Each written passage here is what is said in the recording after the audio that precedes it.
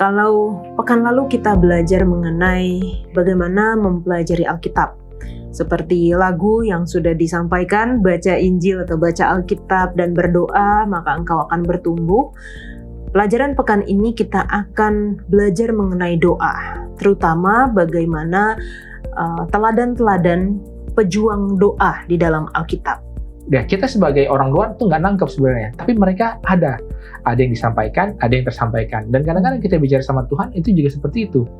Kita seringkali terlalu berfokus sibuk kepada apa yang menjadi aspek performatif daripada komunikasi itu, apalagi kalau disuruh doa di hadapan umum. Misalnya kalau ada orang yang sakit, kita coba doakan, kadang-kadang itulah doa kita jadi berbunga-bunga, kutip ayat, dari ayat ke ayat, pindah-pindah, padahal kita sendiri pun merasa sadar ketika kita berbicara.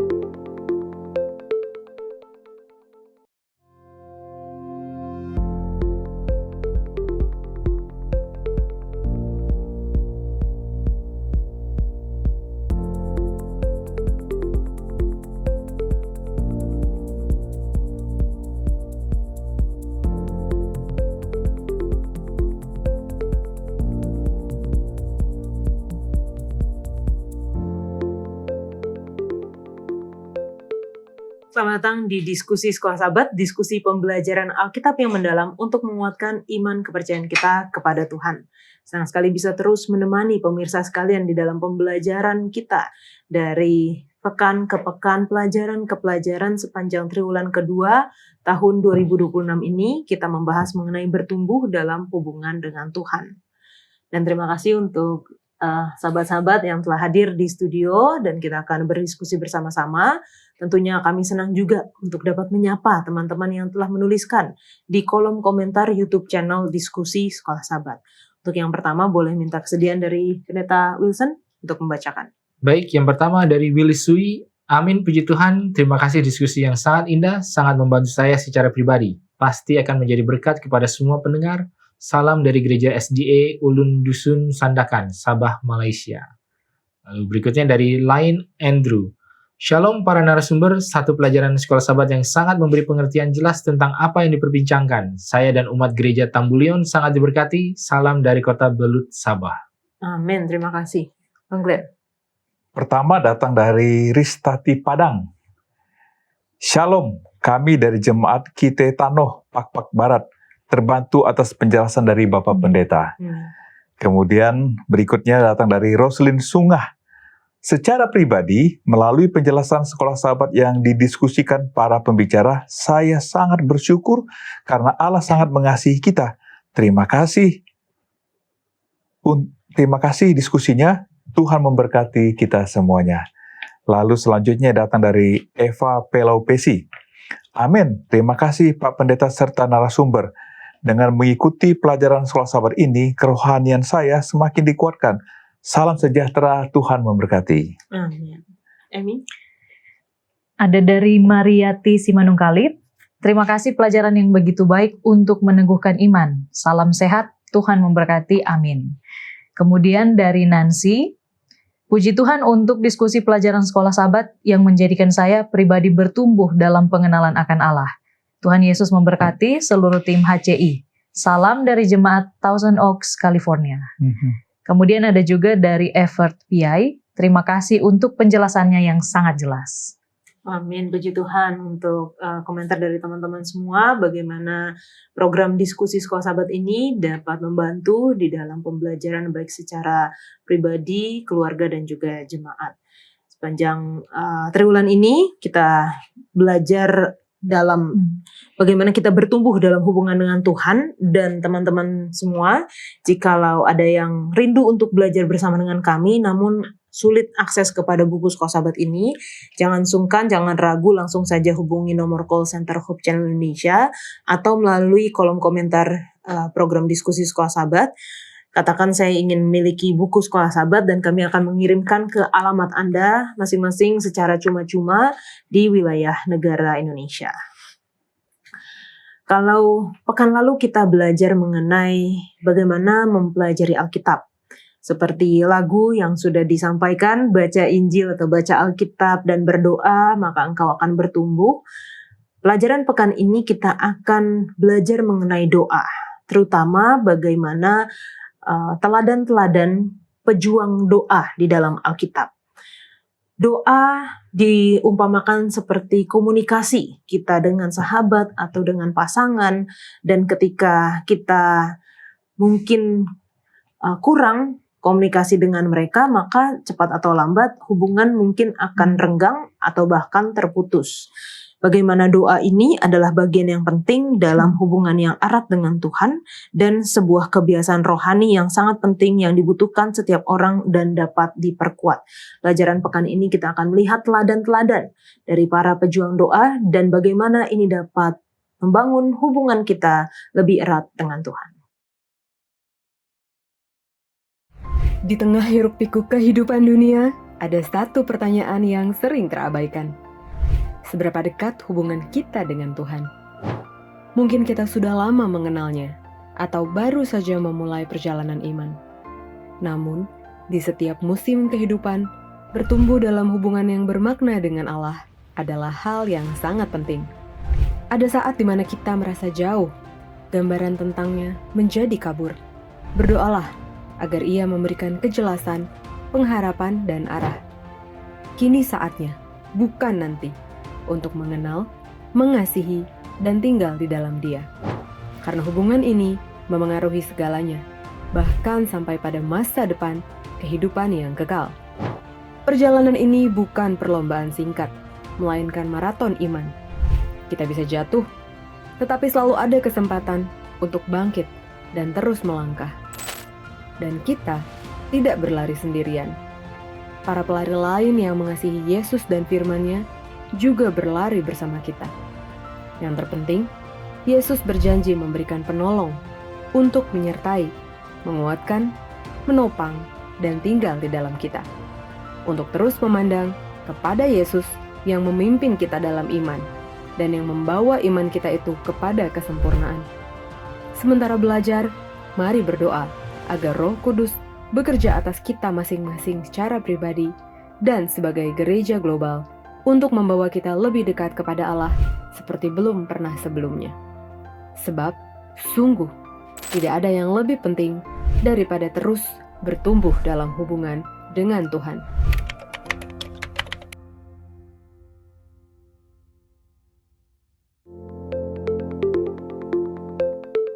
Pelajaran ke-6 dengan judul Para Pejuang Doa.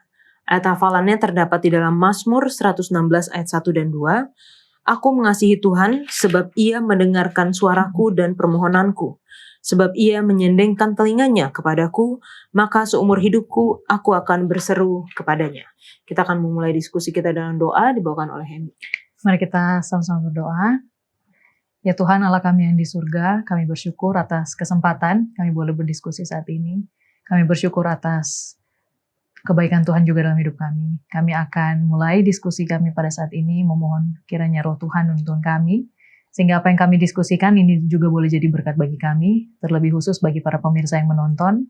Biarlah Roh Tuhan menuntun agar pemirsa juga boleh mengerti dan merasakan dekatnya Tuhan, bahkan boleh terus mengasihi Tuhan dan beriman kepada Tuhan. Inilah doa dan permohonan kami berdoa dan memohon di dalam nama Yesus yang adalah Juru Selamat kami. Amin. Amin. Terima kasih. Kalau di pelajaran kita sahabat petang, doa itu diumpamakan sebagai komunikasi atau berbicara dengan sahabat terbaik atau dengan pasangan. Kira-kira ada nggak waktu khusus nih, Bang? Untuk bicara atau ngobrol atau quality time lah sama pasangan atau sama sahabat atau sama anak-anak. Kalau sama pasangan biasanya kami ngobrol itu di perjalanan, karena dari rumah ke tempat kami kerja itu sekitar 1 jam perjalanan, pulang 1 jam. Jadi biasanya kami ngobrol di situ karena nggak ada yang dikejar-kejar. Kami stuck di dalam kendaraan. Kalau udah sampai rumah udah sibuk lagi. Jadi itulah yang waktu yang digunakan. Kalau sama anak, kadang-kadang kebetulan ada satu anak saya yang jauh dari saya, jadi dan beda waktu. Yeah. Jadi saat yang saya nantikan adalah ketika dia telepon, karena kami bisa ngobrol ketika dia telepon. Oh, jadi nunggu dia yang telepon. Nunggu dia telepon. Okay. Kalau Emi gimana? Kalau aku mungkin dari POV single ya. Kan ada keluarga. Pasangan belum ada, jadi Tapi aku punya teman dekat dan bertepatan kami, aku sama dia maksudnya tinggal ngekos sama-sama. Jadi paling sering itu deep talk ya mungkin. Kita ngobrol bareng itu paling sering sebelum tidur. Jadi sebelum tidur kita ngobrol-ngobrol, baru habis itu kita istirahat. Oke. Neta Wilson? Kalau dari kami, kalau pengalaman memang berubah ya. Dulu kan waktu masih pacaran tuh banyak kan long distance-nya. Dia kerja di luar kota atau di luar negeri, terus kami di mana gitu kan. Lalu lama lah kami. Jadi kebanyakan ngobrol lewat chatting, gitu kan. Jadi nggak telepon juga, karena saya nggak terlalu suka kalau teleponan gitu kan, kuping panas. Tapi kalau dibikin pakai loudspeaker nanti semua orang dengerin kan. Jadi chatting. Itu waktu pacaran. Waktu sudah menikah, karena nggak lama langsung punya anak, jadi nggak terlalu banyak juga waktu yang memang sudah menikah tapi barengan. Dan lagi waktu itu juga baru pindah, jadi waktu itu nggak terlalu banyak waktu khusus karena langsung sibuk. Nah, akhir-akhir ini waktu khususnya adalah waktu kami lagi jalan, karena lagi mau banyakin jalan kan, baik jalan pagi. Jadi kami tuh kalau bisa sih 2 kali, di pagi hari dan di malam, gitu kan. Ya waktu itulah sekitar 1 jam kita ada jalan 5 kilo keliling ya dekat komplek rumah lah ya. Setelah kita ngobrolin apalah rencana soal anak-anak lah apa segala macam. Jadi waktu khususnya sih di sana ya, karena kalau di rumah dengan 3 anak nggak ada lah waktu kami untuk bicara. Ada juga ngurusin anak-anak. Oke, terima kasih. Ini seru ya bagaimana kita melihat memang walaupun mungkin ada yang nggak didesain harus setiap kapan, tapi paling tidak ada waktu-waktu khusus di mana punya komunikasi dengan baik sahabat ataupun dengan pasangan. Pertanyaan selanjutnya adalah, ini kalau misalnya kita sama manusia kan enak gitu ngobrolnya ya. Jadi kita ngomong apa direspon atau ada timbal balik gitu. Sedangkan kalau misalnya kita secara praktis berdoa kepada Tuhan, kita tidak selalu langsung mendengar apa jawaban Tuhan. Kita mungkin bisa mendapatkan jawaban Tuhan melalui Alkitab atau melalui orang lain atau melalui hal-hal yang lain, tapi kita tidak selalu mendengar responnya secara langsung. Bagaimana kita bisa menanggapi hal ini, terutama untuk orang-orang yang mungkin merasa karena nggak ada respon langsung itu hubungannya jadi hambar gitu, atau mungkin udah jadi jarang berdoa gitu. Gimana? Iya, kalau aku sih Kak melihat ini kan, kalau dibandingkan dengan gaya komunikasi kita secara langsung gitu dengan orang, enak ngobrol, ada feedbacknya, ada timbal balik. Tapi bagaimana kalau kadang kita ketika berdoa dengan Tuhan, setelah ngobrol seperti nggak langsung dijawab kan?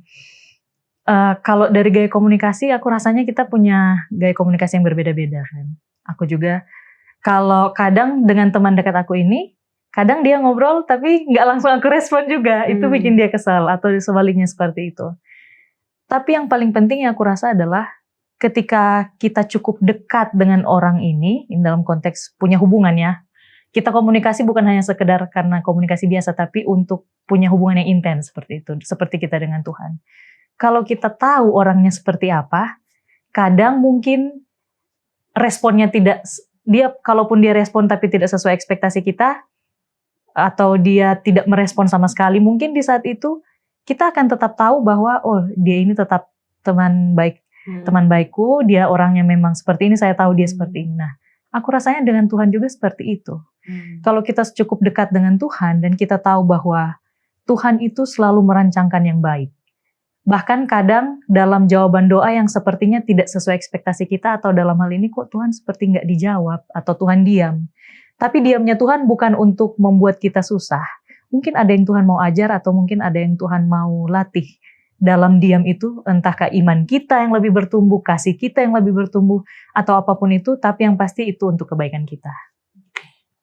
Ya, kita sudah hidup di zaman modern yang semuanya serba cepat, instan. Angkat telepon, dijawab. WA, jawab. Kita bisa lihat WA ini sudah dibaca atau belum gitu.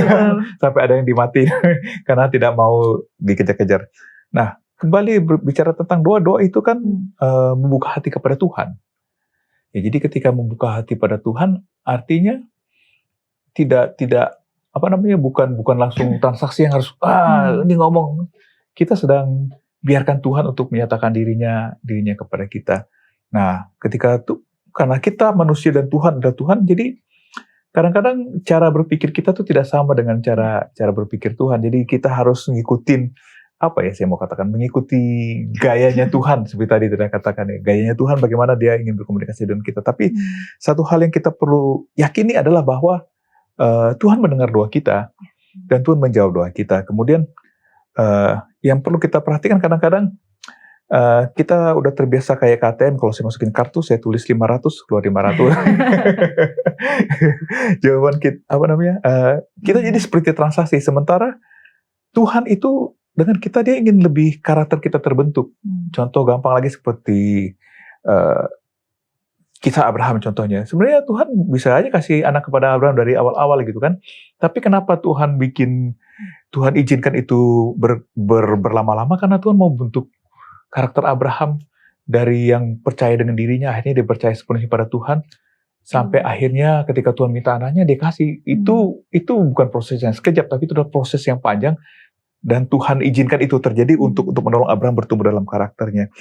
Kemudian kalau kita baca cerita tentang Elia di 1 Raja-Raja, saya lupa, 19 atau 20 ya, saya lupa. Yang ketika dia setelah dari dari Gunung Karmel, lalu dia dikejar-kejar sama Ratu Isabel. Kan ada api, Tuhan tidak di situ. Ada gempa bumi, Tuhan di situ. Ada angin keras, Tuhan tidak di situ.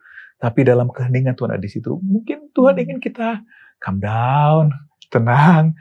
Karena Tuhan sebenarnya ingin berbicara kepada kita, tapi kita yang terlalu sibuk, akhirnya kita tidak mendengarkan suara Tuhan. Terima kasih.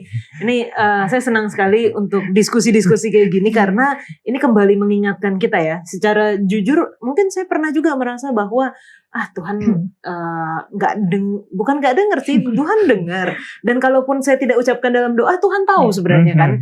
Saya butuhnya apa, saya maunya apa. Sebenarnya Tuhan tahu gitu. Tapi bagaimana di dalam hubungan ini agar tidak hambar gitu, komunikasinya tidak hambar dengan Tuhan. Dan diskusi-diskusi ini kembali lagi mengingatkan kita bahwa Tuhan itu selalu menginginkan hal yang baik, Tuhan itu ingin berproses membentuk kita. Dan mungkin ada tambahan yang lain, Pendeta Wilson.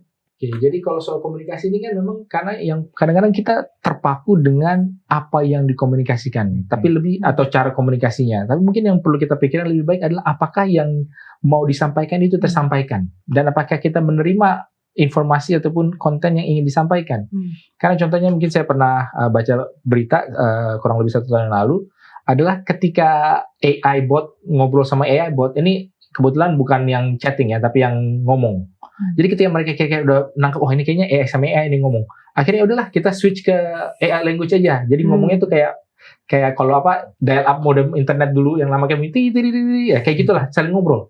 Ya kita sebagai orang luar tuh nggak nangkep sebenarnya. Tapi mereka ada yang disampaikan, ada yang tersampaikan. Dan kadang-kadang kita bicara sama Tuhan itu juga seperti itu. Kita seringkali terlalu berfokus sibuk kepada apa yang menjadi aspek performatif daripada komunikasi itu. Apalagi kalau disuruh doa di hadapan umum. Misalnya kalau ada orang yang sakit, kita coba doakan. Kadang-kadang itulah doa kita jadi berbunga-bunga, kutip ayat, dari ayat ke ayat, pindah-pindah. Padahal kita sendiri pun merasa sadar ketika kita berbicara. Dan biasanya ketika orang sadar ketika dia ini berbicara, itulah salah satu tanda ketika dia sebenarnya bukan lagi sedang berbicara, tapi sedang kayak perform gitu. Dan bicara dengan Tuhan kadang-kadang juga seperti itu. Bisa juga kita tidak dalam bentuk kata-kata, tapi dalam bentuk, ya bukan juga telepati juga ya maksudnya, tapi dalam bentuk kayak pokoknya ada pikiran yang kita coba sampaikan. Dan disampaikannya mungkin nggak harus terjabarkan dengan baik gitu kan, bisa aja hanya dengan sebuah helaan nafas. Nah ini ada ayatnya kan di dalam Roma 8 ayat 26, sebab Roh juga membantu kita berkata-kata dalam bahasa yang tidak terucapkan. Dan kadang-kadang yang diterima daripada Tuhan sendiri pun juga bukanlah bersifat sebuah kayak suara dari langit, tapi bisa juga sebuah tiba-tiba kayak nangkap sesuatu, kayak mendapat ilham, kayak adalah pengertian yang tiba-tiba terdownload dalam tanda kutip kepada pikirannya. Bisa juga seperti itu. Dan kalau orang bilang bahwa bicara berdoa itu adalah seperti bicara membuka hati kepada seorang teman, kepada seorang sahabat, ya sahabat ataupun teman ini kan juga ada spektrumnya. Ya, ada yang teman dekat, ada yang kolega, ada yang pasangan hidup. Dan bahkan untuk orang yang sama pun juga kedekatan dan komunikasi itu kan berkembang. Dulu waktu masih PDKT kan takut-takut, malu-malu gitu kan kalau ngomong kayak awkward gitu kan, kalau kayak tegang-tegang. Begitu udah jadian, udah lebih kayak malah jadi kayak terlalu sweet banget gitu kan. Pas udah menikah, ya itulah saat dimana yang paling enjoy. Pas udah punya anak, udah nggak komunikasi lagi gitu kan. Jadi kan, tapi dalam setiap fase pasti ada momen komunikasi yang mungkin kita sulit untuk menilainya kalau bukan kita yang terlibat di dalamnya. Dan saya juga bukannya mengkritisi hal ini, tetapi banyak juga bahwa perasaan bahwa seperti Tuhan tidak menjawab itu adalah sebenarnya saling mencoba mengkonfirmasi apa yang orang lain. Oh iya, kok dia mereka begitu ya? Antara kita juga merasakan tidak dijawab, ataupun kok kita nggak seperti mereka, akhirnya jangan ada sesuatu yang salah dengan cara kita berkomunikasi dengan Tuhan. Padahal kan nggak juga. Itulah maksud bagaimana Tuhan itu berbicara kepada kita itu secara personalized dan secara individu, sehingga kita tidak bisa bandingkan dengan orang. Karena kalau kita coba bandingkan, kok dia orang berdoanya kok kayaknya powerful, begitu yakin dia, intonasinya naik turun, wah pasti ini doanya dijawab. Padahal kan belum tentu juga. Dan ketika kita sudah mulai membanding-bandingkan, itulah yang bisa membuat kita merasa komunikasi kita kok sepertinya tidak ada jawabannya. Padahal belum tentu juga seperti itu. Oke, doa itu hubungan yang personal ya. Jadi gimana cara Tuhan berbicara kepada masing-masing kita itu juga berbeda. Gaya komunikasinya berbeda, caranya berbeda. Jangan kita bandingkan tadi pendeta katakan, karena kalau kita sudah mulai bandingkan, kita yang jadi malah rendah diri gitu, atau putus asa atau kecewa gitu dengan doa kita. Oke. Kita mau lihat nih beberapa teladan di dalam doa yang kita bisa dapatkan di Alkitab. Yang pertama yang diangkat dalam pelajaran sekolah sahabat kita adalah Daniel. Apa yang bisa kita pelajari dari doa Daniel di dalam Daniel 2 ayat 20-23, secara mungkin backgroundnya, situasi apa yang terjadi dan mengapa Daniel berdoa. Oh iya Kak, dari Daniel pasal 2 ini kan, kalau kita lihat perikopnya tentang mimpi Nebukadnezar. Singkatnya adalah, kalau pelajaran sekolah sahabat ini bilang, waktu raja dapat mimpi, dia mau ada yang tafsirkan, orang bijaksana. Tapi sejauh itu, sampai di ayat 12, belum ada yang bisa, sehingga ada perintah untuk melenyapkanlah semua orang bijaksana. Nah, di ayat 13 ditulis, di situ kita bisa lihat bagaimana sebenarnya ketika itu dikeluarkan, perintah itu, Daniel dan teman-temannya terancam dibunuh. Jadi situasi yang bisa aku lihat dari Daniel pasal 2 ini, Daniel dan teman-temannya mereka menghadapi ancaman kematian. Dan kemudian di situ dicatat Daniel meminta belas kasihan Allah kan dalam hal ini, meminta permohonan Tuhan supaya memberikan tafsiran mimpi, dan sampai sebelum ayat 20, di ayat 19, maka rahasia itu disingkapkan kepada Daniel. Ketika Daniel berdoa meminta kepada Tuhan, Tuhan mendengar dan menjawab.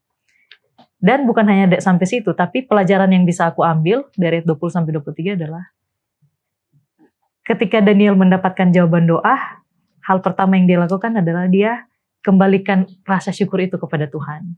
Bukan karena dia, tapi dia tahu ini pasti karena Tuhan. Jadi hal itu kadang, dan ketika bacain jadi teguran juga sih bagi pribadi aku, karena ada banyak hal atau kesempatan dalam hidup di mana seperti yang tadi juga Pendeta Wilson sampaikan, kadang di depan orang mungkin terlihat berdoa seperti yang hebat, tapi dalam diri aku tahu kadang aku perform, dan ketika itu dijawab aku ambil kredit untuk diri sendiri, lupa bahwa ternyata jawaban itu datang dari Tuhan. Dan itu yang Daniel ajarkan untuk aku secara pribadi, dan juga mungkin bisa jadi pelajaran bagi kita.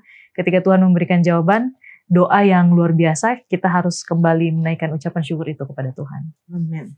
Ya, menariknya dari doa Daniel ini, Daniel fokus sama Tuhannya, bukan apa yang Tuhan lakukan. Makanya kalau kita baca di ayat yang ke-20, Daniel memuliakan Tuhan sebagai sumber hikmat, ya kan? Dia memuliakan Tuhan sebagai sumber hikmat. Kemudian kalau kita baca ayat 21, Daniel memuliakan Tuhan bahwa Tuhan itu lebih tinggi daripada atas sejarah. Dia adalah yang mengubah waktu. Jadi dia itu yang Tuhan atas segala waktu. Kemudian yang menariknya ayat 22 adalah bahwa semua tentang Tuhan ini menjadi satu kesaksian apa kesaksiannya, siapa Tuhan. Jadi menariknya di doa Daniel ini adalah bahwa fokusnya adalah kepada Tuhan dan siapa Tuhan. Dan ketika saya mempelajari pelajaran ini, saya juga tertemplak gitu ya. Seringkali saya itu seperti ATM gitu kan. Saya tidak peduli sama mesin ATM, yang saya butuh adalah uang keluar dari ATM gitu kan. Saya pikir-pikir ini sama seperti hubungan orang tua dengan anak.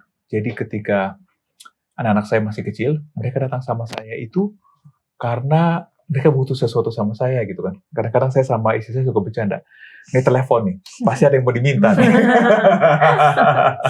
Kesel sih, tapi tetap kita kasih. Karena ya rasa sayang. Tetapi saya refleksikan hubungan saya sama orang tua saya yang sudah cukup lanjut usia.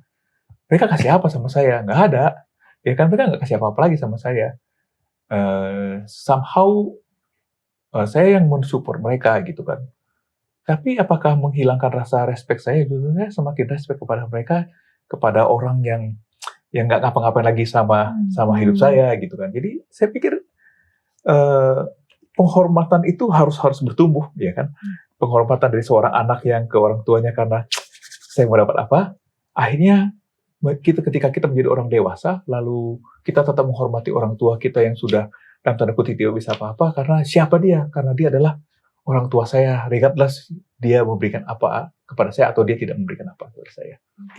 Menariknya yang saya lihat di sini, kan sebelumnya harusnya Daniel berdoa juga ya untuk meminta hikmah, Betul. untuk diberikan jawaban, tapi itu nggak ditulis gitu kata-katanya apa. Yang ditulis malahan doanya setelah itu dijawab. Bagaimana tadi yang Bang Glenn sudah katakan, berfokus kepada Tuhan. Pendeta. Tapi mungkin kalau ya ini kan memang di dalam pejuang doa ini, dalam pelajaran 1 minggu ini tokoh ini nggak disebutkan ya. Tapi kalau kita lihat yang mungkin mirip-mirip adalah Nehemia. Jadi kalau kita baca Nehemia, ya kita tahu ceritanya bahwa Nehemia ini ditanya sama raja, mau minta apa kamu? Kalian lihat mukanya lagi muram, lalu apa dia mau minta apa kan? Tapi itu baru di Nehemia pasal 2. Di dalam pasal 1-nya sudah ada kayak curahan hati, pikiran, apa segala macam. Ini yang tadi maksudnya saya bilang kadang-kadang ada hal-hal yang tidak terucapkan di dalam doa, tapi sebenarnya sudah di dalam pikiran dan dalam satu cara ataupun bagaimana Tuhan sudah kita sudah sampaikan kepada Tuhan dan Tuhan sudah memberikan jawabannya. Nah, pada saat kejadian ketika Raja Persia ini mau tanya, kenapa Nehemia? Kok kamu muram? Terus Nehemia jawab, karena inilah bangsaku ini. Lalu jadi kamu minta apa? Dan pada saat itu dia bilang, maka dia berdoa lagi. Nah, dia nggak langsung jawab mau minta apa. Walaupun dia sudah pernah berdoa soal ini, tapi dia bilang, aku berdoa lagi. Setelah dia berdoa lagi, baru dia jawab. Di dalam kisah Daniel bisa saya bayangkan ya seperti itu juga. Jadi Daniel itu bukannya tanpa konteks dia lagi berdoakah atau belum berdoakah, dia sudah punya kehidupan doa. Dan ketika ada masalah datang, dia bilang, oke, raja tunggu dulu, aku akan berdoa. Barulah dia doakan yang spesifik minta. Dan setelah dia dapatkan, nah inilah doanya dia bahwa terpujilah Allah yang begini begitu apa segala macam. Jadi menunjukkan apa ya, sebuah sisi yang tidak terlihat daripada hal doa ini, bahwa doa ini sudah ada sebelumnya dan karena ada masalah sudah dimintakan, lalu kemudian ada proses dan ketika proses ada jawaban dan inilah hasil daripada doa ini, dan kita hanya melihat kepada hasilnya aja langsung, padahal tidak melihat bahwa ini adalah sebuah sebuah runutan daripada proses yang sudah ada. Dan inilah yang bisa memampukan ya, kalau tidak ada Daniel pasal kita kalau bicara soal Daniel kan, wah ini Daniel pasal 2. Tapi tidak ada Daniel pasal 2 kalau tidak di Daniel pasal 1, di mana dia juga mendedikasikan diri, berketetapan hati, apa segala macam. Dan inilah sebenarnya menjadi bagian daripada doa. Sehingga kalau kita mau mundur lagi kepada pertanyaan yang pertama, kok saya doa tidak dijawab? Ya mungkin doa tidak dijawab karena memang itulah pertama kali kau membuka komunikasi gitu kan. Susah lah kayak gitu kan. Pasti kan butuh prosesnya juga, mungkin seperti itu. Oke. Satu ayat yang terkenal ya di Daniel 1 ayat 8 gitu ya, menetapkan hati gitu, dan itu tidak terjadi dalam waktu satu malam. Ada satu proses yang panjang yang sudah dilewati oleh Daniel, bagaimana dia sudah berketetapan hati untuk mengikut Tuhan, makanya ada Daniel 1 ayat 8. Terima kasih untuk penjelasannya Pendeta, dan kita akan lanjutkan setelah yang satu ini.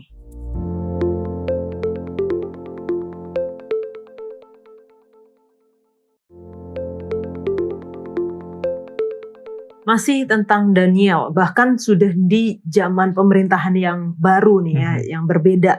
Daniel 6, secara spesifik ayat 11 sampai 12, poin-poin pelajaran apa yang bisa kita ambil? Ini. Kalau aku sih Kak, ada satu hal yang aku lihat di sini yang jadi teguran juga sebenarnya ke diri sendiri. Daniel itu dalam apapun situasi hidupnya, dimanapun dia berada, doa itu adalah sebuah prioritas untuk dia. Jadi mau dia menghadapi kematian, ancaman, apapun itu, bahkan di Daniel pasal 6 ini, dia tetap melakukan doanya. Dia tetap melakukan doanya, bukan hanya sekedar itu sebuah rutinitas, tapi dia merasa itu bagian yang penting dalam hidupnya. Nah, dan jadi teguran juga ke diri aku sendiri. Kadang ketika contoh sudah terlalu sibuk atau ada banyak hal yang lain yang dipikirkan, doa itu jadi rasanya nomor sekian. Dengan berbagai macam alasan, kan Tuhan ngerti kok. Gitu. Kan nanti bisa ambil waktu lain. Tapi Daniel bisa menetapkan prioritasnya yang mana, dan itu ditunjukkan lewat kesetiaannya dalam berdoa. Menambahkan apa yang telah disampaikan tadi, bahwa poin yang pertama yang ingin saya share adalah bahwa ketika dia berdoa ini bukan karena sebagai pelarian, tapi sebagai bukti iman, ya kan. Kalau dia dia berdoa bukan karena dia ketakutan, tapi menyatakan dia punya iman bahwa dia punya Allah yang Maha Kuasa. Kemudian yang kedua di sini dikatakan dia tuh berdoa 3 kali sehari. Jadi ini punya jadwal berdoa nih. Jadi doa itu adalah kebiasaan yang teratur sama dia untuk untuk berdoa. Kemudian kalau saya perhatikan doanya nih, saya pikir kalau saya jadi Daniel nih ayatnya akan berbeda. Saya akan bilang, Tuhan tolong saya Tuhan. Tapi di sini yang dikatakan adalah memuji Tuhan gitu ya. Gantinya dia merasa ketakutan, merasa putus asa, dia malah memuji Tuhan. Jadi saya pikir memuji Tuhan itu adalah satu tindakan yang penting untuk kita lakukan dalam kehidupan kita. Dan bisa saya simpulkan dari sebelah sini adalah karena imannya Daniel ini akhirnya mujizat terjadi. Dan nama Tuhan ditinggikan dan dimuliakan. Amin. Kalau di Daniel 2 tadi dia terancam nyawanya, maka dia berdoa untuk meminta jawaban dari Tuhan. Di Daniel 6 dia terancam nyawanya kalau dia berdoa, tapi dia tetap berdoa gitu ya. Neta. Ya mungkin kalau kita lihat memang kadang-kadang ini menjadi susah juga ya bagi kita. Misalkan ya ini kalau kita sandingkan dengan Daniel pasal 3 yang soal dapur api kan mirip-mirip kan, suruh bertelut kan sebenarnya. Kalau mereka bertelut aja, pura-pura ikat tali sepatu gitu kan, pura-pura lihat ambil batu ke apa gitu kan, dari atas kan banyak orang itu nggak kelihatan juga mereka ini kenapa bersujudnya. Dan Daniel pun juga kan larangannya adalah berdoa. Ya, tutup aja gitu.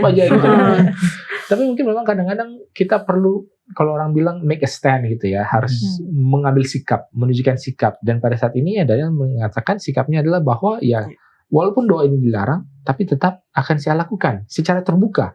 Saya bisa jadi diam-diam gitu kan. Dia berdoa, ya kan Yesus sendiri, kalau kamu berdoa janganlah seperti orang Farisi yang berdoa di pinggir-pinggir jalan, persimpangan jalan, tapi masuklah ke dalam kamarmu, tutuplah, biarlah hanya Tuhan yang tahu. Karena Tuhan yang melihat hal-hal tersembunyi akan menjawab hal ya itu kan tergantung konteksnya seperti apa. Dan pada saat ini memang adalah penting bagi Daniel untuk mengambil sikap, dan yang mungkin kita bisa ambil juga adalah bahwa yang seperti tadi Bang Glenn bilang, ada mujizat yang terjadi ketika orang itu mau menunjukkan sikap. Dan ini secara konsisten sudah ditunjukkan oleh Daniel. Ya, kalau kita balik lagi kepada Daniel pasal 1 tadi kan, mereka mengambil sikap juga. Kamu tidak akan makan makanan raja. Coba aja ujilah kami. Tapi semua sikap ini, ya ini mungkin sebagai penjaganya gitu ya, adalah bahwa karena mereka sudah perform. Jangan pernah kita mencoba-coba minta dispensasi. Aduh, saya begini karena saya ibadah. Tapi kerjaan selalu telat, nggak pernah beres, terus tiba-tiba, waduh, kami ada acara ibadah, boleh nggak saya tetap ibadah? Itu malah bisa bukannya menjadi kesaksian. Ini kan selalu, pokoknya apapun tadi saya mau saya beribadah, gitu kan? Jangan begitu juga. Kalau nggak pernah perform, terus kita tunjukkan kita beribadah, justru ibadah itu malah menjadi kecaman. Karena kan kalau di dalam Daniel pasal 6 ayat 5 dikatakan, mereka mencari-cari kesalahan, tapi tidak ada satu alasan apapun atau suatu kesalahan apapun, sebab dia setia. Dicek pembukuannya, pokoknya resip-resipnya, transkripnya beres gitu, nggak pernah ada yang bodong atau ada yang segala macam. Kalau orang bisa seperti itu, dan orang yang seperti itu mengambil sikap, barulah itu menjadi sesuatu yang baik. Mungkin kita harus contoh juga Daniel di dalam sisi itunya. Ya, meluruskan mungkin tadi perform yang pendeta katakan itu melakukan pekerjaan dengan baik ya, dengan satisfy gitu ya. Karena di awal tadi kan ada ngomongin juga soal doa perform juga gitu. Jadi itu bukan perform yang sama ya. Dan kalau kita pelajari di Daniel 3 juga, titah raja itu kan kalau tidak ada yang tidak menyembah akan segera dilemparkan ke dapur api gitu kan. Tapi ketika Sadrak, Mesak dan Abednego ini tidak menyembah, mereka dikasih kesempatan karena ya kalau dalam pikiran kita sih raja juga sayang juga gitu kehilangan orang-orang yang jago-jago ini kalau mereka langsung dibunuh begitu saja gitu. Jadi dikasih kesempatan lagi. Satu poin yang baik yang sudah disampaikan tadi, bagaimana kita di dalam kehidupan pribadi kita, di dalam kehidupan pekerjaan ataupun pendidikan kita harus menunjukkan memang kita melakukan hal-hal yang benar dan yang baik dan yang performing dalam pekerjaan kita atau pendidikan kita, sehingga kita bisa mengambil make a stand gitu, mengambil satu keputusan yang berani di dalam ibadah kita juga. Oke. Pelajaran sekolah sahabat kita ada membahas mengenai sikap tubuh, bukan hanya hati gitu ya. Karena kita semua tahu bahwa hati kita penting ketika kita berdoa, tetapi juga sikap tubuh di dalam berdoa. Emi. Iya Kak, di sini memang kalau di pelajaran sekolah sahabatnya di bagian hari Senin ya, ada contoh-contoh yang diberikan. Bagaimana di 2 Tarik 20 ayat 5, 6 ayat 13 berdiri ketika berdoa, atau juga contoh ketika orang-orang berdoa saat duduk, 2 Samuel 7 ayat 18, 2 Raja-Raja 4 ayat 38 dan juga seterusnya. Pelajaran sekolah sahabat ini juga memberikan kepada kita pelajaran bahwa Alkitab tidak mengharuskan kita untuk berdoa dalam posisi tertentu, tapi memang sikap tubuh itu penting karena sama halnya ketika kita membawa diri juga ke dalam sebuah kalau ibaratnya kalau kita mau ada public speaking atau apa. Cara kita membawa diri itu menentukan diri kita. Karena seperti apa kita membawa diri mencerminkan apa yang ada di dalam. Orang bisa percaya kita atau tidak. Nah, begitu juga kalau dalam posisi kita berdoa dengan Tuhan, Tuhan tidak minta kita berdoa harus selalu seperti ini. Tapi ketika kita terpanggil untuk berdoa dan kita punya kesempatan untuk menunjukkan itu lewat tubuh kita dalam hal contoh. Kalau kita sehat dan kita merasa terpanggil untuk berdoa, untuk sujud atau tersungkur oleh karena hati kita tergerak ingin memuji Tuhan gitu, silahkan. Tapi kalau kita dalam keadaan sakit dan kita terpanggil untuk berdoa, maksudnya kita tergerak untuk berdoa dalam keadaan tidur, tidak apa-apa juga. Atau dalam perjalanan ketika kita duduk dan kita mau berdoa, bisa juga. Yang pelajaran sekolah sahabat ini sampaikan yang juga jadi pelajaran untuk aku adalah ketika kita tergerak untuk mau berdoa, entahkah itu mau bersyukur ke Tuhan, meminta, atau dan yang lain sebagainya, kita naikkan hati kita kepada Tuhan dengan posisi yang sebaik mungkin. Membawa diri kita untuk menunjukkan bahwa kita juga bergantung pada Tuhan, kita juga respect kepada Tuhan, dan kita juga meminta kepada Tuhan. Jadi memang benar, sikap-sikap doa itu, Alkitab tidak punya satu tuntutan yang jelas bagaimana bersikap berdoa, tetapi kita bisa baca postur tubuh ketika berdoa. Jadi di rumah orang tua saya itu ada 2 foto yang sangat dibanggakan oleh ayah saya, yaitu ketika dia bersalaman dengan 2 presiden Republik Indonesia gitu. Dan di kedua foto itu dia itu membungkuk di hadapan presiden. Kenapa dia katakan, wah memang ketika salaman itu hormat, kagum, segan, dan akhirnya ekspresinya adalah dia akan membungkukkan salam membungkukkan tubuhnya ketika dia bersalaman untuk orang yang sangat dihormati di negara kita tentunya. Nah, jadi seperti tadi kata Emi, sikap doa itu adalah menunjukkan isi hati kita, siapa Tuhan itu kepada kita. Nah, walaupun tadi dikatakan ada sikap doa, tapi kalau kita baca Alkitab juga, kita juga bisa berdoa bukan hanya ketika diam, tadi kan duduk, berdiri, berlutut itu kan berdoa. Tapi kita bisa lihat ada contoh-contoh di Alkitab. Di Alkitab kata Henok berjalan bersama-sama dengan Tuhan. Jadi ngomong sama Tuhan tuh bisa sambil jalan. Ya. Lalu ada Nehemia ini lagi ngantar-ngantar anggur kepada raja. Jadi sambil bekerja kita bisa berdoa.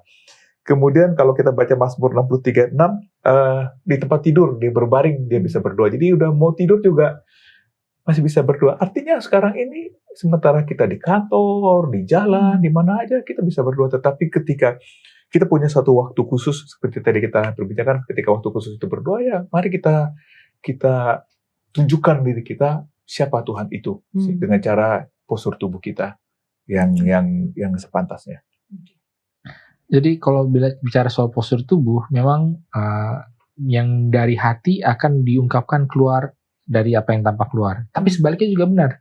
Kan karena ada psikosomatik gitu kan. Jadi kan kalau cara man hacking lain ini adalah kalau lagi tegang mau masuk interview, katanya disuruh pose Superman dulu 30 detik gitu kan di depan sebelum masuk pintu. Supaya apa? Dengan pose kita gagah, akhirnya hati kita juga saya bisa kok. Jadi memang menentukan. Dan saya ini agak nyeleneh dan saya tergelitik juga ya. Kalau di gereja kan suka ada yang doa bertelut kan. Bertelut sih bertelut, tapi gayanya bertelutnya kayak bertelut pahlawan gitu kan. Ya itu kan kayak di depan raja mau dijadikan satria gitu kan, kayak sebenarnya kayak gagal. Jadi ya bertelut sih bertelut, cuma artinya kan bukan hanya bertelutnya. Ada orang yang bertelutnya minta maaf ya kayak pelayan gitu duduknya yang beneran pantatnya itu di atas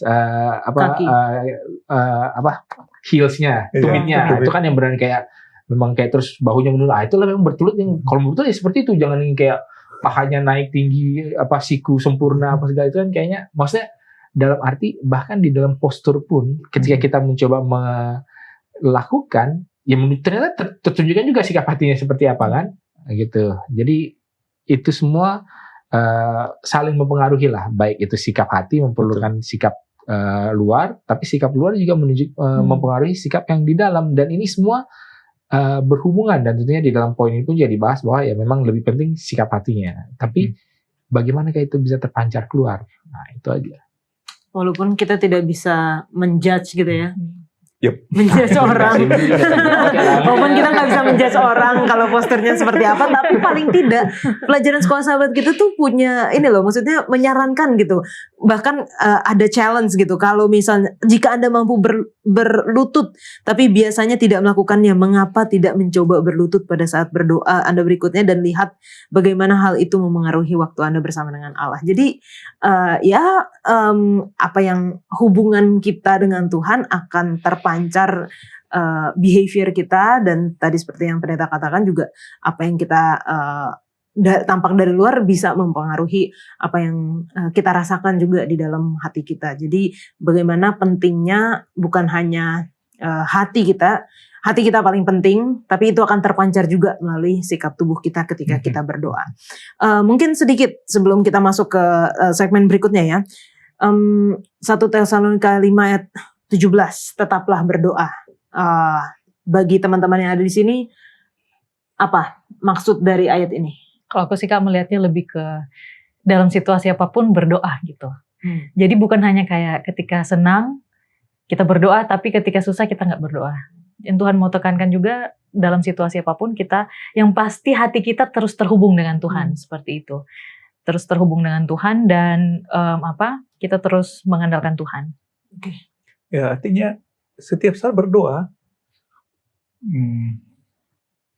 Ini saya dengar waktu saya masih kecil sampai sekarang saya teringat dengan, saya lupa siapa yang ngomong sama saya, bahwa tetaplah berdoa itu artinya misalnya sementara kita menyapu, kita bilang Tuhan, sebagaimana saya menyapu ruangan ini bersih, biarlah Tuhan menyapu hati saya bersih.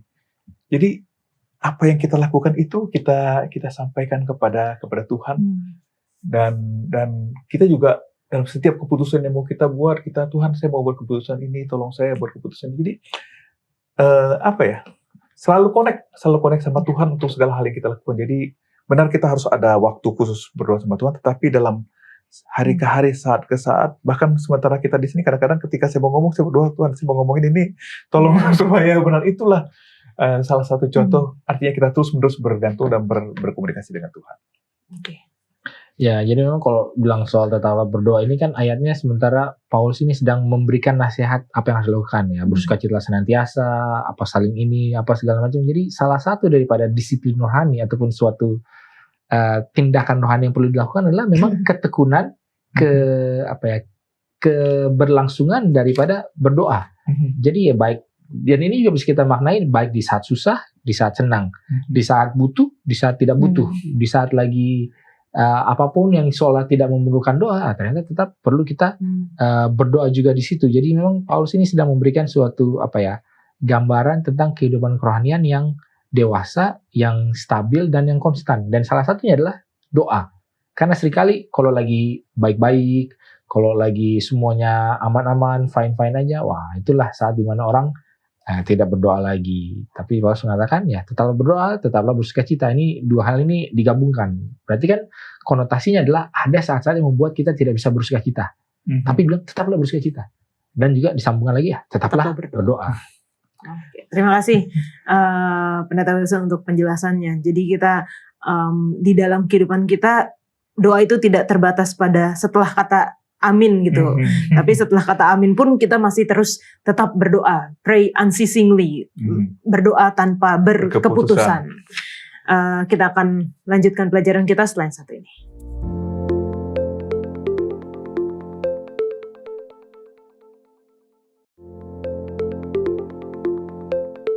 Walaupun Alkitab tidak banyak bercerita tentang Henokh, tapi Sekolah Sahabat kita mengangkat Henokh sebagai salah satu pejuang doa. Apa yang bisa kita pelajari dari kehidupan Henokh dan terutama dalam hal doa ini? Ya, kalau aku sih Kak, dari peristiwa Henokh aku cuma bisa melihat dia kan dicatat Alkitab bergaul dengan Allah, dia hidup dekat dengan Allah sampai akhirnya dia diangkat. Satu pelajaran yang aku bisa lihat adalah doa itu bukan hanya sekedar sampai di kata-kata kita atau sampai di komunikasi. Tapi bagaimana kita menghidupkan itu dalam kehidupan kita. Sama halnya kan kalau kita berkomunikasi dengan teman kita. Atau contoh kita deep talk nih. Oh, kita bahas ada hal-hal yang penting. Nanti rencana kita ke depan seperti ini. Tapi kalau hanya sampai di wacana, tidak dijalankan, maksudnya tidak sama-sama dilakukan, cuman sampai di situ aja. Dan itulah yang aku bisa lihat dari Henokh. Dia berdoa, dia hidup dekat dengan Tuhan dan itu ada dalam kehidupannya. Ya, Henokh itu bagi Henokh doa adalah berjalan sehari-hari, bukan hanya lari pada saat kritis. Jadi dia terus-menerus bergantung sepenuhnya kepada Tuhan. Nah, saya percaya kalau kita loncat dulu ke Musa nih, ketika dia ketemu sama Tuhan, lalu dia turun, orang bilang, tolong dong wajahnya ditutup karena ada cahaya kemuliaan Tuhan. Saya percaya hidup Henokh itu diubahkan karena dia 300 tahun nih berjalan bersama-sama dengan Tuhan. Musa saja yang cuman 40 hari sudah demikian luar biasanya, apalagi Henokh. Dan sebenarnya yang paling menarik bagi saya adalah bahwa hubungan yang dekat antara Henokh sama Tuhan ini mempersiapkan dia untuk diangkat masuk dalam surganya. Itu bilang, Henokh kayaknya kamu gak cocok lagi deh di bumi, ayo sama saya di surga. Ya kan? Jadi kalau kita memang mau sama-sama Tuhan ya, Henokh telah memberi contoh berjalan bersama dengan Tuhan setiap saat. Oke, Pendeta. Nah, dan yang menarik sebenarnya kalau dibilang Henokh ini tidak tercatat di Alkitab, dia juga disebutkan di dalam surat Yudas gitu ya. Dan di dalam Yudas itu konteksnya adalah bahwa mengenai kedatangan Tuhan. Wah, lihatlah anak manusia datang dengan berlaksana malaikat dan seterusnya. Jadi memang ya kita bisa bayangkan bahwa tenor ataupun tema daripada perjalanan hidup Henokh dengan Tuhan ini adalah ya ini yang dia nantikan gitu loh. Kedatangan Tuhan, atau bagaimana ketika dia bisa bersekutu, berhubungan, punya relationship terus menerus tanpa terputus dengan Tuhan. Dan inilah yang dilakukan selama di bumi. Ya makanya karena mungkin ya seperti tadi Bang Glenn bilang, oke, udah cocok surga, masuk surga, udahlah masuk surga aja mungkin seperti itu. Dan memang ini menjadi sebuah ini juga contoh juga bagi kita. Walaupun kalau saya mau tambahkan juga sedikit adalah ini terjadi semua. Kalau di dalam Kejadian pasal 5-nya kan dibilang Henokh hidup bergaul dengan Allah selama 300 tahun lagi. Tapi itu terjadi setelah dia memperanakan Metusala. Jadi mungkin seharusnya tidak terpisah juga bagaimana hubungan dia dengan Allah dengan fakta bahwa dia sudah punya anak. Gitu ya. Jadi kadang-kadang hubungan kita dengan orang lain itu membantu kita memaknai hubungan kita dengan Tuhan. Ya mungkin karena setelah lihat anaknya, ya dia mengasihi anaknya, apa segala macam, dan itu yang membuat dia, oh ya, seperti inilah Allah mengasihi kita juga. Nah, jadi makanya kalau belum punya anak, Maksudnya bukannya tidak ada pengertian dengan hubungan Tuhan ya, tapi pengertiannya jadi berbeda. Waktu single, wah pemahamannya begini. Waktu menikah, wah begini. Punya satu anak, wah udah merasa paling mengasihi lah. Tapi pas punya 2 anak, wah baru terasa ternyata mengasihi itu seperti apa. Apalagi 3 anak, baru tahu gimana rasanya jadi wasit gitu ya. Oh ternyata inilah apa perasaan Allah ketika melihat anak-anaknya saling berantem gitu. Jadi adalah, dan itu tentunya mempengaruhi bagaimana Henokh berjalan dengan Allah. Oke, makanya kembali lagi seperti di awal dikatakan doa itu personal banget gitu ya, personalized banget masing-masing kita. Tuhan punya gaya isi gaya komunikasi masing-masing. Nah, bagaimana dengan Musa? Tadi kan sudah sempat disinggung sama Bang Glenn. Kalau kita baca di dalam buku Keluaran ya, terutama dalam hal ini Keluaran 33 15-23, apa isi dan gaya percakapan Musa dengan Tuhan, dan kalau kita baca kok bisa kayaknya tuh bestie banget gitu loh, deket banget gitu antara Tuhan dengan Musa dengan Tuhan, Bang. Jadi kalau saya kasih contoh nih, ini anggap aja kita lagi ngobrol nih. Oh tadi pagi saya olahraga, lalu saya datang ke sini.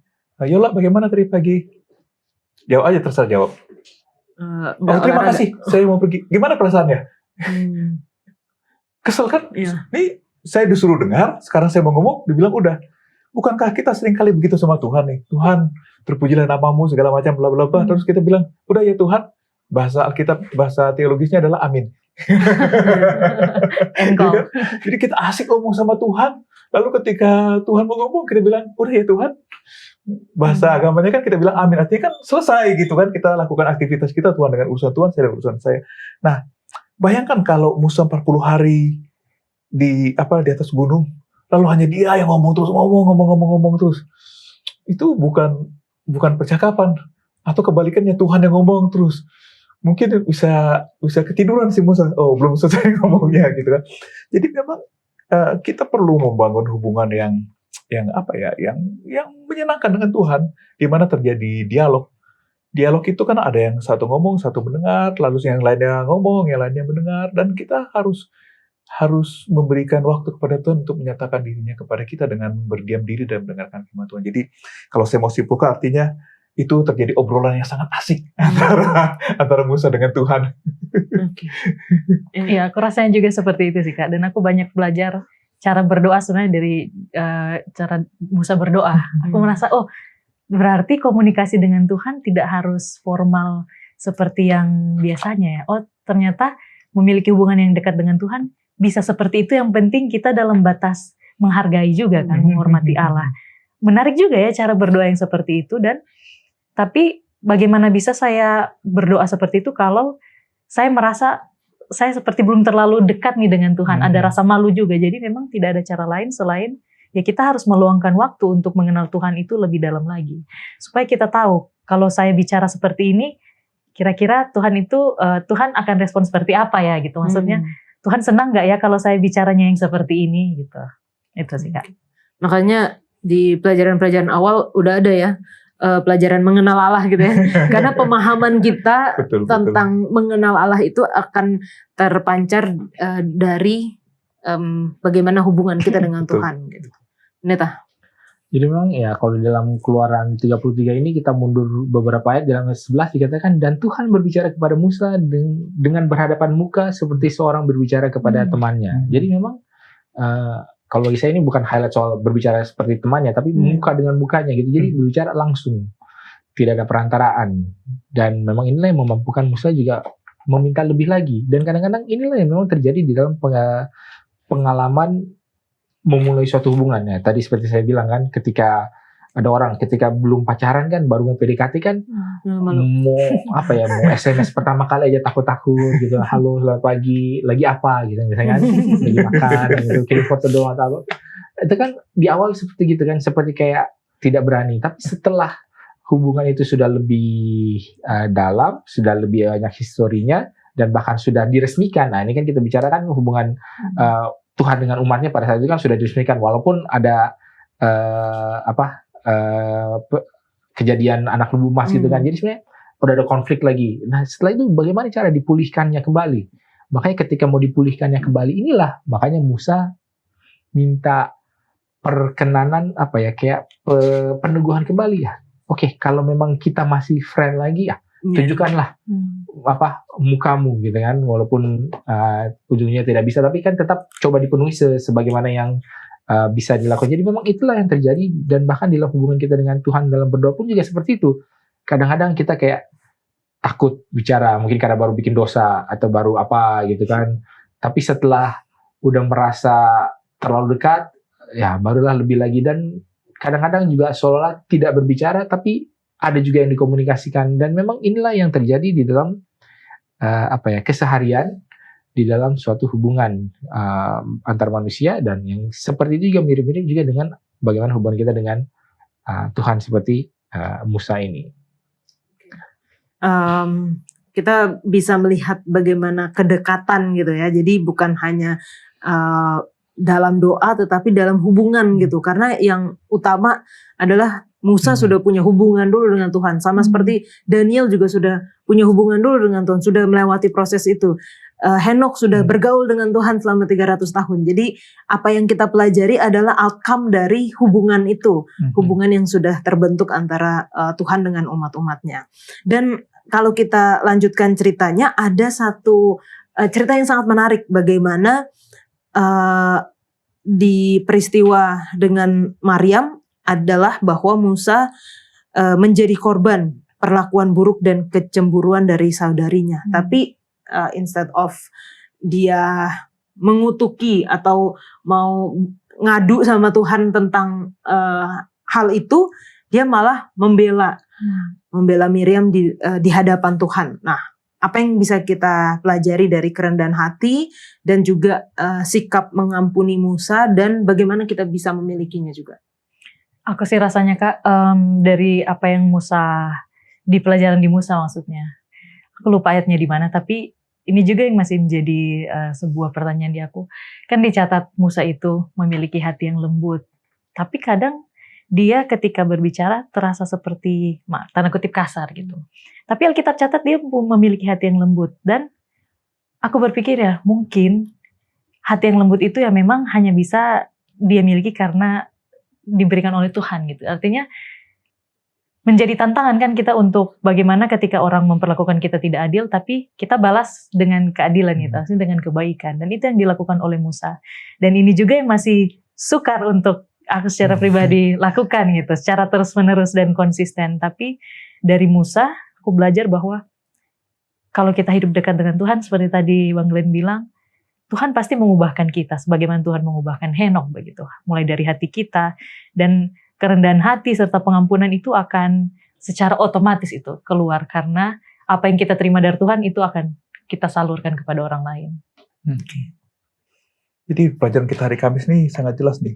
Musa memiliki kasih yang dalam kepada Allah dan gambaran yang jelas tentang karakternya. Ini pelajaran kedua bulan ini. Jadi dia kenal siapa Tuhan. Dia tahu tuh Tuhan itu seperti apa dan bagaimana, sehingga dia tahu nih bagaimana caranya. Dia mengerti isi hati Tuhan. Lalu kedua adalah Musa juga sadar, sebenarnya saya juga nggak lebih baik daripada si Maryam ini. Saya telah bunuh orang, Tuhan panggil saya nolak-nolak sampai saya hampir dibunuh Tuhan.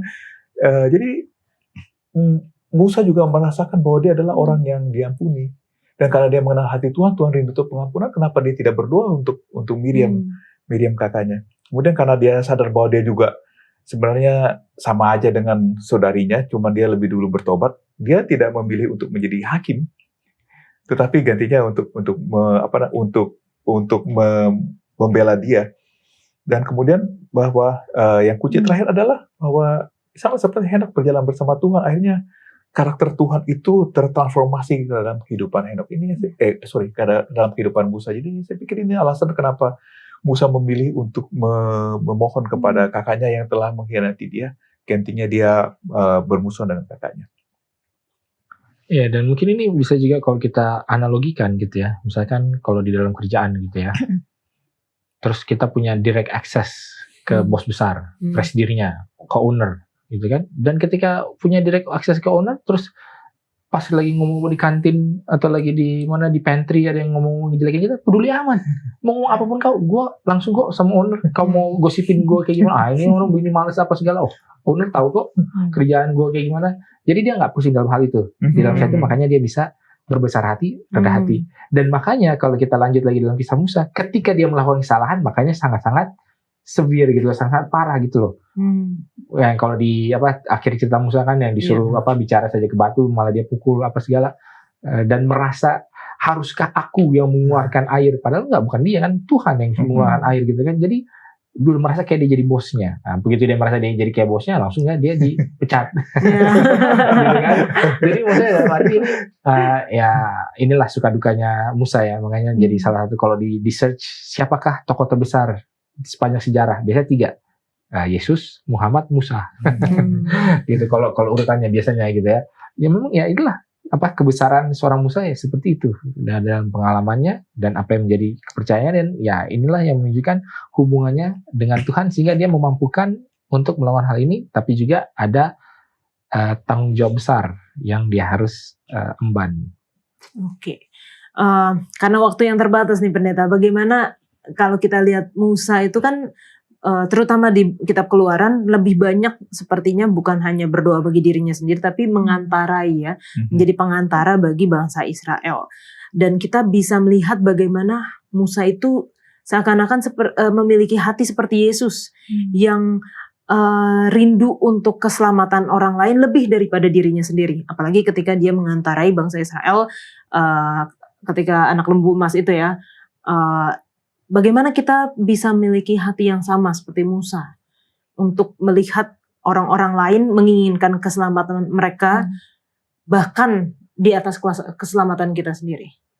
Ya mungkin kalau kita melihat salah satu alasan yang Musa sampaikan ya, kalau kita baca di dalam ayatnya nanti bisa dicari, adalah bahwa masakan engkau membuat bangsa-bangsa lain mengatakan bahwa oh ya karena dia tidak mampu membawa bangsa Israel ke negeri maka dia membinasakan dia di berdasarkan mereka di padang gurun. Jadi Musa juga bukannya tidak punya motif lain, tapi dia juga tahu bahwa yang harus dilindungi ini apa. Ya saya memperantarai ya untuk bangsa Israel, tapi juga supaya nama Tuhan ini tidak menjadi olok-olokan. Dan inilah yang kadang-kadang kita juga perlu miliki ya, kalau balik kepada analogi soal kantor pegawai dan owner ini ya, kadang-kadang seperti itu juga. Mungkin kita perlu punya rasa sense of ownership gitu loh. Kalau orang punya sense of ownership, jadi kita tidak akan hanya clock in clock out, tapi kita akan coba apa yang bisa dibetulkan, apa yang bisa dijadikan nilai tambah gitu. Jadi mentalnya itu bukan mental seorang hamba, tapi sudah jadi mental pemilik. Ini ada baiknya seperti itu, ada buruknya seperti yang kita sebutkan ya. Jadi disinilah menunjukkan bahwa kedewasaan ataupun level yang berbeda daripada dengan orang-orang lain. Walaupun kalau kita beri, wah saya mau dong seperti Musa, ya harus hati-hati juga. Ya Musa bisa sampai kepada tahap ini karena ada pengalaman baiknya, ada pengalaman buruknya, ada di atasnya, ada di bawahnya, dan ini yang memampukan Musa seperti itu.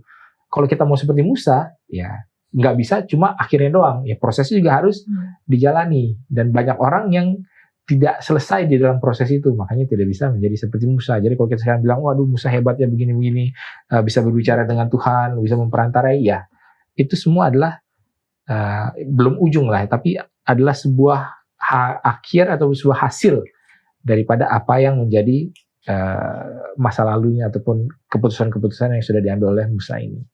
Oke, terima kasih Pendeta. Secara singkat saja nih, kesimpulan bagaimana pelajaran yang kita pelajari pekan ini dapat membantu mengimprove hubungan doa kita bersama dengan Tuhan.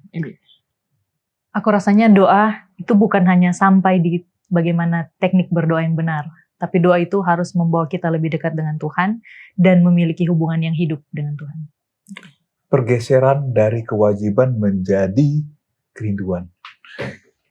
Sebelum berdoa nih, saya rindu untuk berbicara dengan Tuhan. Jadi paradigma yang berubah. Amin. Pendeta. Ya mungkin ini adalah semakin orang mengenal siapakah Allah itu, siapakah Tuhan, maka dia punya kerinduan ya, seperti ada yang Bang Lin bilang, untuk boleh ya punya berhubungan dan untuk boleh berbicara karena ada kuasa. Jadi kalau tadi dibilang ketika Musa turun dari gunung, wah orang takut untuk melihat. Mungkin ada hubungannya dengan postur Musa.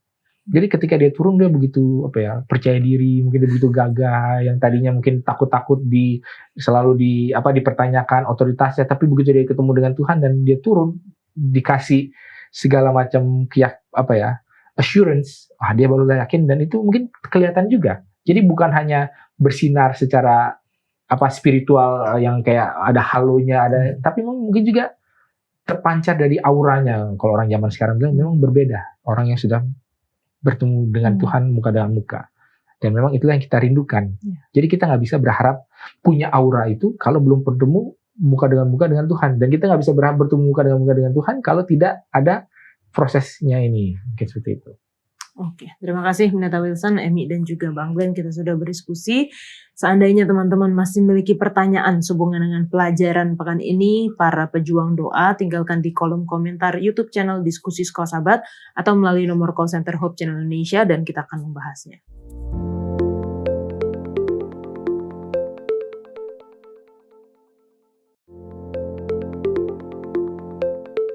Saat ini kita masuk dalam sesi tanya-jawab bersama dengan Pendeta Gute Mayadi. Shalom Pendeta. Shalom Yola, shalom pemirsa. Terima kasih Pendeta sudah menyempatkan waktu untuk menjawab pertanyaan dari teman-teman yang telah menuliskan di kolom komentar YouTube channel Diskusi Sekolah Sahabat.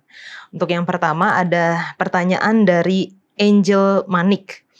Pertanyaan, apa persamaan dan perbedaan percaya diri dengan kesombongan? Thank you Pendeta. Oke, menarik Yol, terima kasih. Pertanyaan yang sangat bagus untuk kita diskusikan.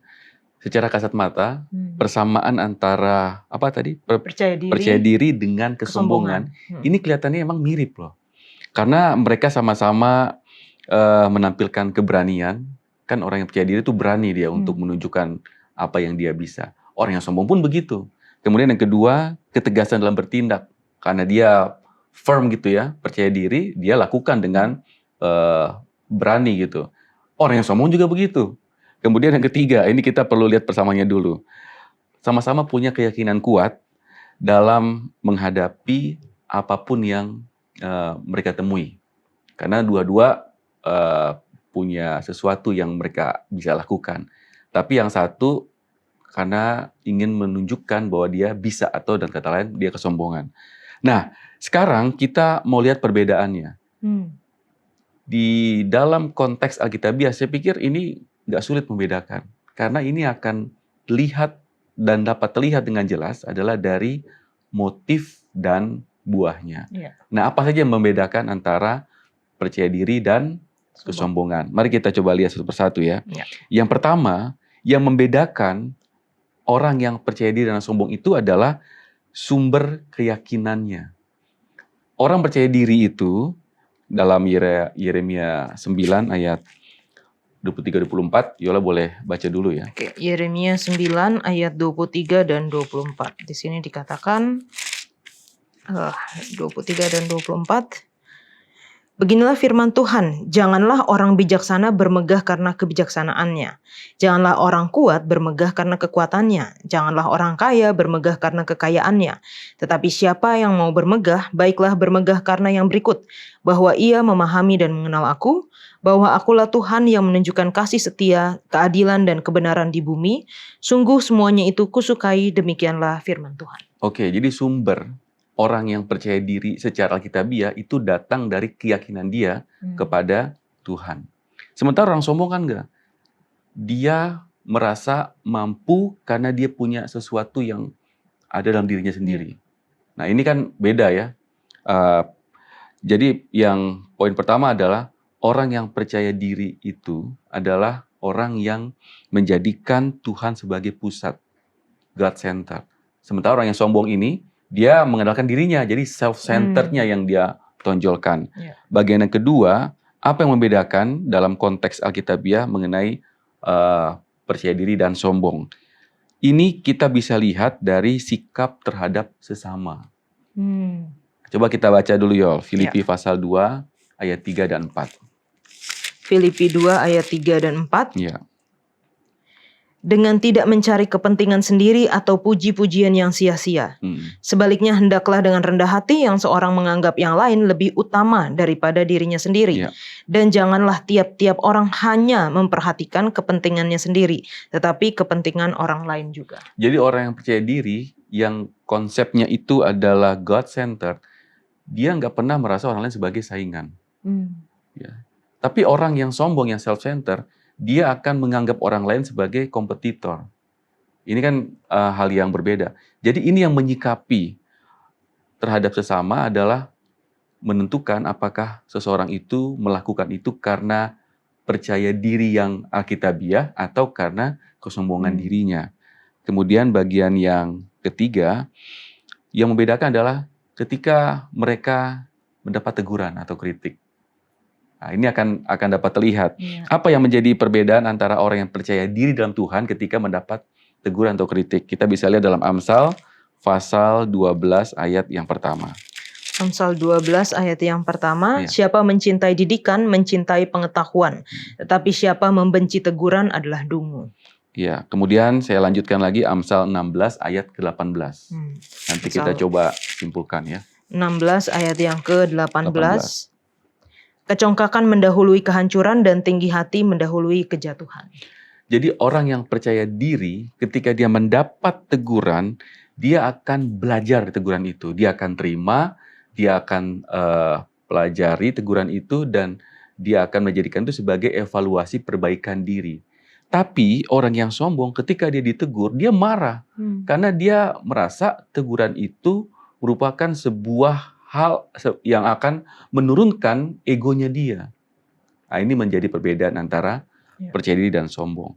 Jadi, walaupun ada kemiripan antara percaya diri dan sombong, tetapi ini merupakan dua hal yang berbeda.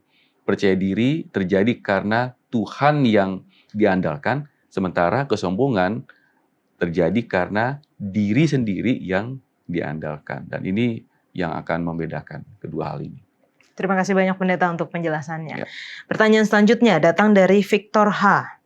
Kalau ada orang yang terus mau menjadi pemimpin di jemaat, walaupun sudah beberapa kali menjabat, apakah termasuk juga kesombongan?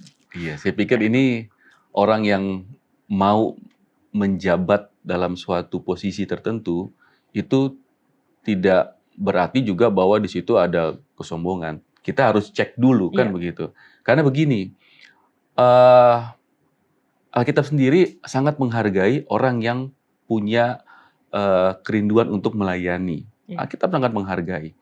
Tapi di masalah adalah kan tidak semua orang melihat hal ini sebagai hal yang positif. Karena banyak juga orang ingin mendapatkan jabatan bukan karena kerinduan dalam melayani, tetapi karena prestis misalnya. Karena akan dipandang orang sebagai seseorang yang hebat misalnya. Nah, sekarang kita mau lihat adalah apa yang menjadi motif dari pelayanan itu sendiri.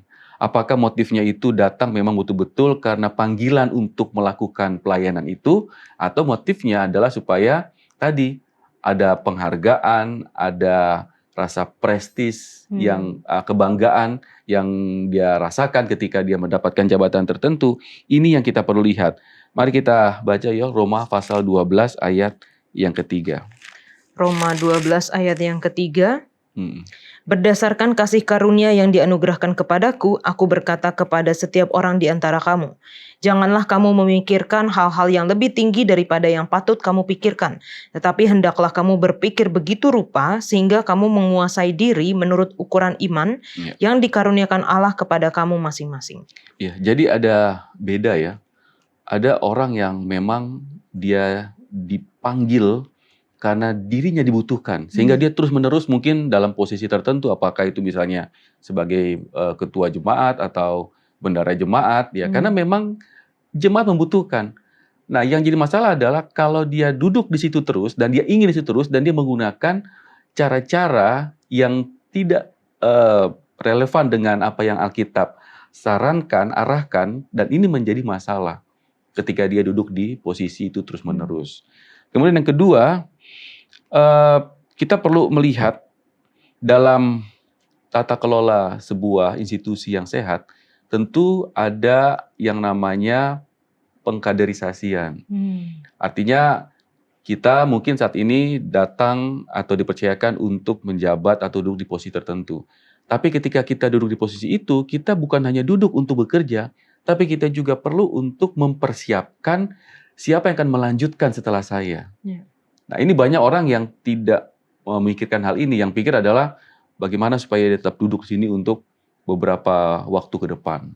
Nah, ini yang menjadi masalah. Sehingga akhirnya orang-orang yang punya potensi untuk meneruskan tongkat estafet kepemimpinan ini tidak bisa melakukan tanggung jawab mereka dengan baik karena kesempatan tidak pernah ada gitu.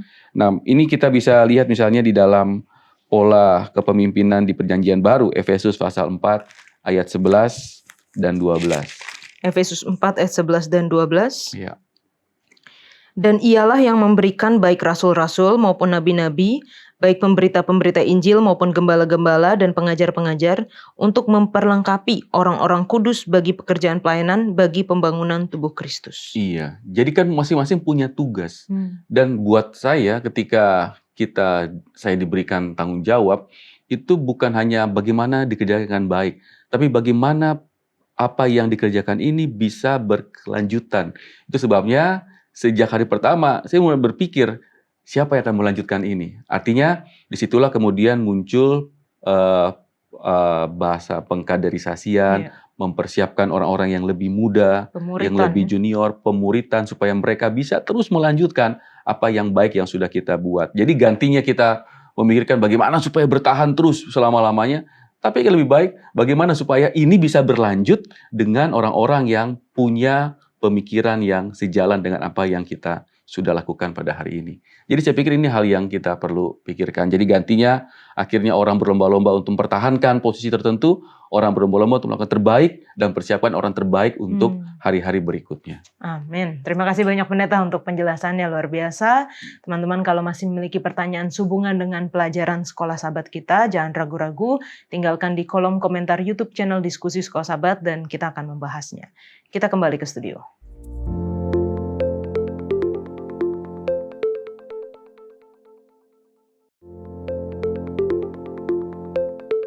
Kita akan menutup diskusi kita dengan doa dibawakan oleh Pendeta Wilson. Baik, kita bersatu dalam doa. Ya Tuhan, Allah Bapa kami dalam kerajaan sorga, pada saat ini kami bersyukur ya Tuhan, bila pelajaran mengenai pejuang-pejuang doa ini boleh menginspirasi kami boleh meneladani mereka, tetapi pada saat yang sama boleh mempersiapkan juga untuk boleh melakukan, memiliki pengalaman hidup yang sama seperti tokoh-tokoh yang sudah dipelajari ini ya Tuhan. Bersama kami di dalam perjalanan kerohanian kami, tetap tuntun dan pegang tangan kami. Dan menjadi pengharapan kami semua, dalam Yesus kami berdoa. Amin. Amin. Terima kasih Pendeta, terima kasih Emi dan juga Bang Glenn, kita sudah berdiskusi bersama. Dan kiranya pelajaran kita dapat merefresh lagi hubungan kita dengan Tuhan dan kerinduan kita untuk bertemu dengan Tuhan di dalam doa. Kita bertemu di pelajaran selanjutnya. Tuhan Yesus memberkati.